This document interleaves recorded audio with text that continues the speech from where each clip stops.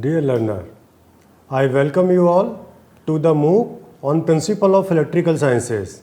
I am Dr. Sanjay Agarwal, Associate Professor in Electrical Engineering, School of Engineering and Technology, Indira Gandhi National Open University, New Delhi. Dear learner, in previous session we have discussed component of LT switchgear. We have also discussed different type of fuses, miniature circuit breaker, that is MCB, earth leakage circuit breaker, that is ELCB, and we have also discussed molded cage circuit breaker. Dear learner, in this particular session we would discuss what is electrical shock and what precautions against electrical shock can be taken. Then we would discuss earthing and its importance, different method of earthing, and what is the difference between grounding and earthing, and then we will also discuss factor affecting earthing installations. So first of all, we are going to discuss what is electric shock. When a person comes in contact with the live conductor, directly or indirectly, he or she gets a shock. That shock may be minor or severe. The severity of the shock depends upon the following factor. First factor is nature of the current, whether it is AC or DC. Since DC flows continuously and does not pass through zero current value in AC, so DC is considered more dangerous than AC supply. Second factor is duration of flow of current. Shock will be more severe if duration of contact with the live wire of a person is more. However, the severity of the shock can be reduced by disengaging the person from live wire contact immediately. Third factor is path of current through human body. Severity of shock also depends upon the path of the electric current through human body. A person has severe shock if current path involves is hard. Now we are going to discuss the effect of electric current when passes through human body. So when in human body the current flowing is around 1 to 10 milliampere, then he or she will feel prickling sensation. If that current is around 10 milliampere, then he or she will feel muscle contraction. The person remains stuck to the conductor. When current through the human body is 20 to 30 milliampere, then he or she will feel muscle contraction and it will cause serious paralysis problem. If current flowing through human body is around, you can say 70 to 100 milliampere, then there will be the cardiac problem and heart begins to vibrate and longer beats at a steady rate. This situation is dangerous since it is irreversible. Now, if current flowing through that human body is around 500 milliampere, then he or she will feel immediate cardiac arrest resulting in a death. However, electrocution should not be viewed in terms of the current alone but in terms of the current and voltage. A person gets electrical shock by coming in contact with an object that has different potential from his or her own. The difference in the potential causes current to flow through the body. The human body has known limit. Under normal dry condition, that voltage limit should be around 50 volt, and in damp surrounding that voltage should be around 25 volt. Now what precaution we should take against the electric shock? The following precautions should be taken as preventive measure from electric shock while dealing with electric equipment fitting or the appliances. So what precautions you should take care? First one is never work on the live circuit. Second, always stand on the insulating material such as rubber mat, wooden board while switching on the main switch, motor or motor switch, etc. While switching on the circuit, equipment, etc., you should ensure that your hands and feet are dry. Next important point that you should remember, that you always avoid working at all those places where your head is liable to touch the live part. Next point, while working with the electrical circuits or equipment, never come in contact with the metallic casing, earth conductor, cross arm, etc. Next point is, while working on the high voltage circuit, avoid your direct contact with concrete flooring. Next point that you should take care, that is, never touch the person directly while resulting him from electric shock. And you should always take care that consider all the conductor as alive till you are not sure. So these all are the different precautions that you should take care against the electric shock. Now we are going to discuss earthing. The process of connecting metallic bodies of all the electrical apparatus and equipment to the huge mass of the earth by wire of negligible resistance is called earthing. When a body is earthed, it is basically connected to the huge mass of the earth by a wire having negligible resistance. Therefore, the body attains a zero potential, that is potential of earth. This ensures that whenever a live conductor comes in contact with the outer body, the charge is released to the earth immediately. Now, this earthing can be classified as neutral earthing and equipment earthing. Under neutral earthing, neutral of the system is connected to earth with help of galvanized wire. The neutral earthing is also called system earthing. Such type of earthing is mostly provided with star wiring. Under equipment earthing, such type of earthing is provided to the electrical equipment only. Under equipment earthing, non-current carrying part of the equipment is connected to the earth by the help of conducting wire.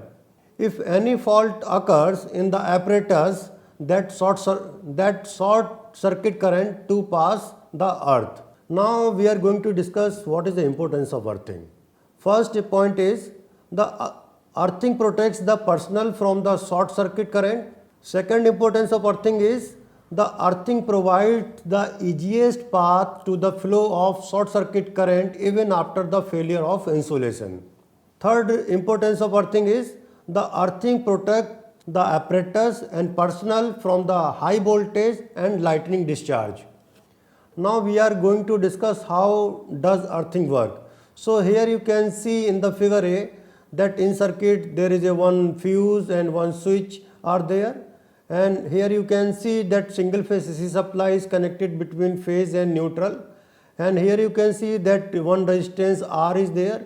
This resistance R is of any electrical appliances or equipment, and here you can see that Ri is the resistance of the body, or you can say you can consider it like a insulation resistance, and this Rb is the resistance of the human body. So in normal condition, here you can see in the figure A, when single phase AC supply is connected across any electrical appliances, then current will flow through the fuse, switch and R. By any means, this live wire come in contact with the body of the any electrical appliances or the equipment. So in that case, what will happen? That means whatever resistance that you are considering as an insulation, that resistance will be the zero. So what will happen? Current will start to flow through the human body, as you can see in figure B. Right? Now what you have to do? You have to avoid such condition that current is passing through the human body. So what you can do? Just you connect the earth wire through that electrical appliances. So here you can see that there is another earth resistance, that is R suffix E is connected, as you can see in figure C, and this earth resistance is very less. So what will happen? As electrical short circuit occurs or live wire come in the contact of the body of the appliances, then what will happen? That current will not flow through the human body. Why?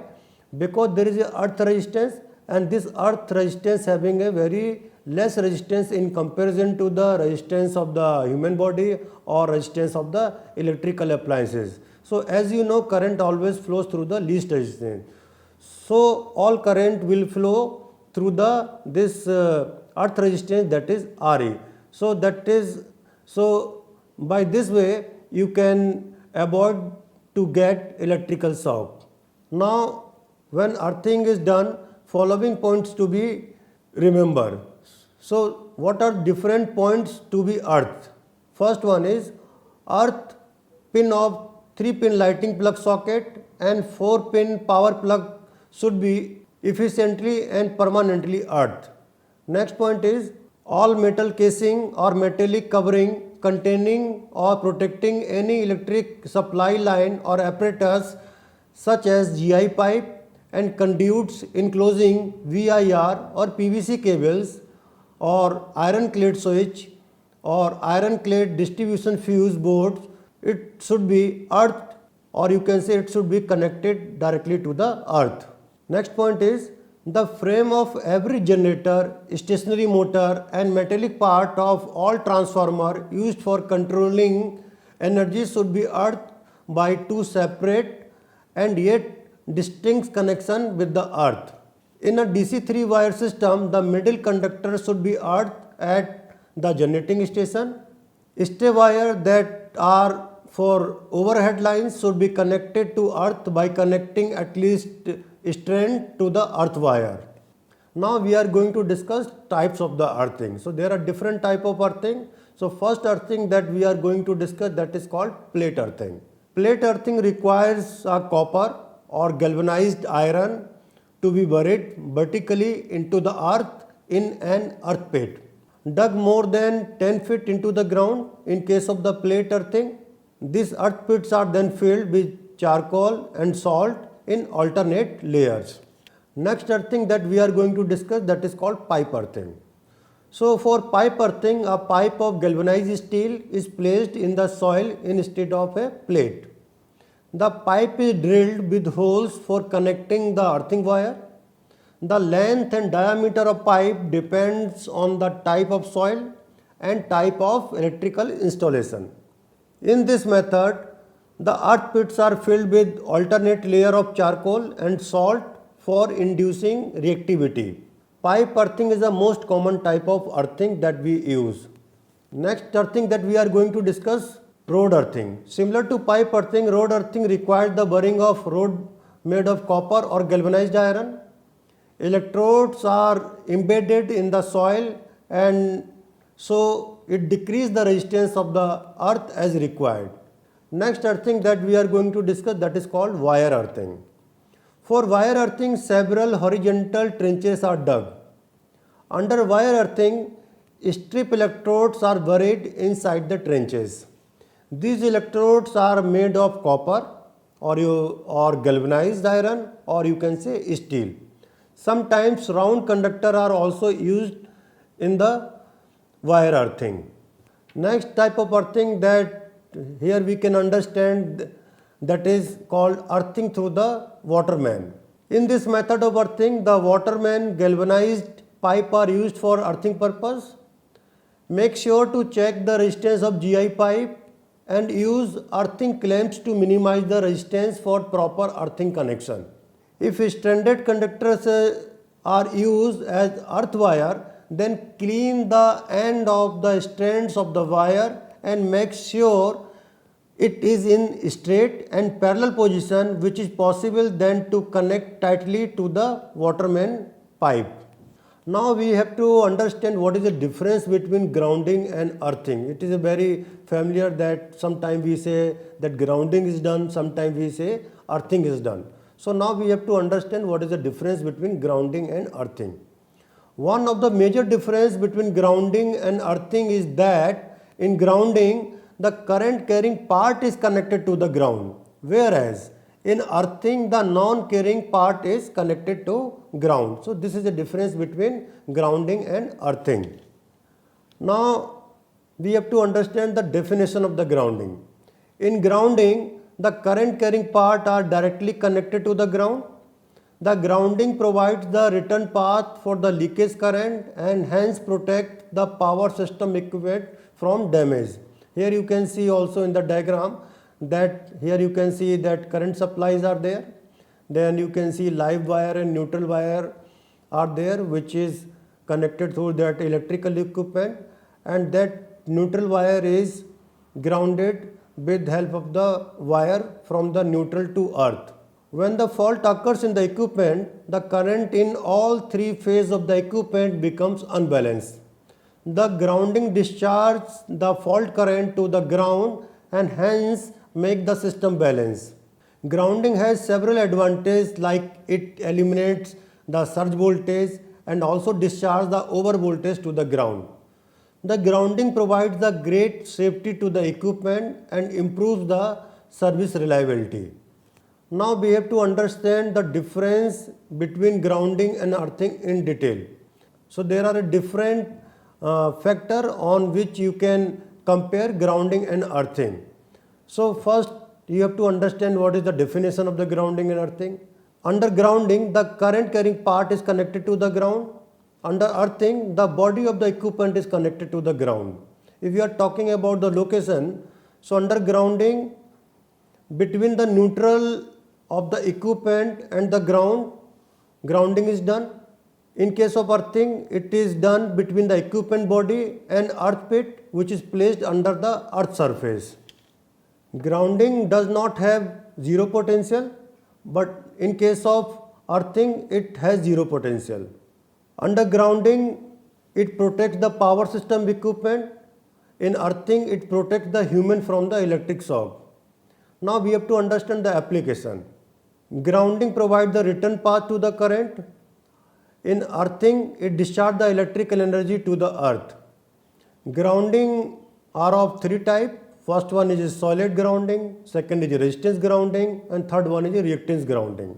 Earthing may be classified as pipe, plate, rod, earthing through the tap, and strip earthing. If we are talking about the color of the wire for grounding is black and for the earthing it is green. Grounding is used for balancing the unbalanced load. Earthing is used to avoid the electric shock. An example of grounding are neutral of the generator and power transformer is connected to the ground. In case of earthing, the enclosure of the transformer, generator, motor, etc. are connected to the earth. Now we are going to discuss what are the different factors that affect the earthing installation. An electrical earthing refers to the transfer of the instant discharge of electrical energy straightway to the earth through the low resistance wire. Earthing is carried out through the connection of non-current equipment to the ground. It is done to ensure safety. Proper earthing installation can save you from any kind of electric shock by transferring the fault current flow to the ground. Many factors play a vital role in an earthing installation, and it is always important to take all of them into consideration before finally deciding on a particular type of earthing installation and the circuit that are required for this work. So some of the factors that affect the earthing installation are, so first factor is soil condition. The condition of the soil plays a key role in determining the efficacy of the earthing. The resistance of the earth, the salt and the moisture level of the soil tells earthing specialties as to how an earthing is made. For example, earthing is rocky soil is different from earthing in wet soil. Second factor that we are going to discuss, that is soil resistivity. Soil resistivity is another factor that affects earthing installation. Different condition of the soil provide different kind of soil resistivity. A majority of the soil conditions are not adaptable to earthing installation. Experts measure soil resistivity in ohm centimeter, or you can say ohm meter. Soil having a low resistivity is extremely corrosive. The resistive value of soil will be extremely high if the soil is dry, and if the soil has high resistivity, then electrodes earth resistance will be high. Third factor, that dissolved salt.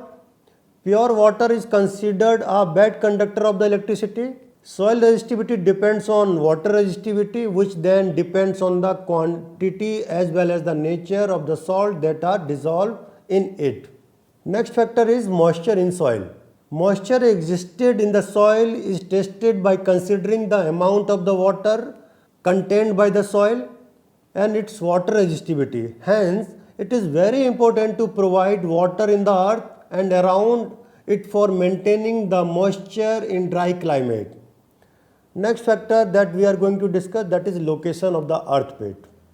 The location where the earthing is done is also of great value.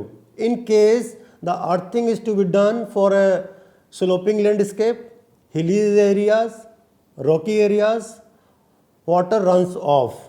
However, in dry climate, the water table decrease extremely fast. In this situation, the backfill compound is not workable for moisture as the surrounding the pit would become dry. Next factor is physical composition. A variety of soil composition offers different resistivity.